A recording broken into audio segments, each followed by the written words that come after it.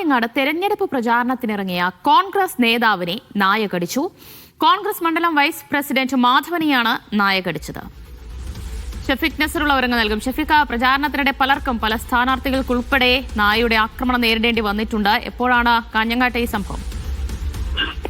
പള്ളിക്കയിൽ തെരഞ്ഞെടുപ്പ് പ്രചാരണത്തിനിറങ്ങിയ കോൺഗ്രസ് നേതാവിനാണ് നായയുടെ കടിയേറ്റത്. കോൺഗ്രസ് മണ്ഡലം വൈസ് പ്രസിഡന്റ് മാധവനെയാണ് നായ കടിച്ചത്. പള്ളിക്കര പഞ്ചായത്തിലെ 21-ാം വാർഡിൽ UDF സ്ഥാനാർത്ഥിയായ രാജേഷ് പള്ളിക്കരക്കൊപ്പം ഓരോ വീടുകളിലും വോട്ട് ചോദിച്ച് തെരഞ്ഞെടുപ്പ് പ്രചാരണത്തിലായിരുന്നു മണ്ഡലം വൈസ് പ്രസിഡന്റ് മാധവൻ. ഇതിനിടയിലാണ് ഒരു വീട്ടിൽ നിന്ന് നായ അദ്ദേഹത്തിന്റെ ശരീരത്തിലേക്ക് ചാടി വീണത്. അവിടെ ആക്രമിക്കുകയായിരുന്നു. കാലിന് പരിക്കേറ്റ ഇദ്ദേഹത്തെ കാഞ്ഞങ്ങാട് ജില്ലാ ആശുപത്രിയിലെത്തി ചികിത്സ തേടിയിട്ടുണ്ട്.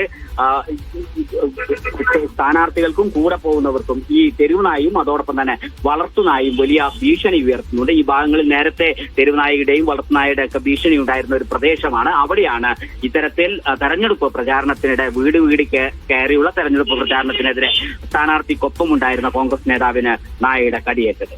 ദിവ്യ.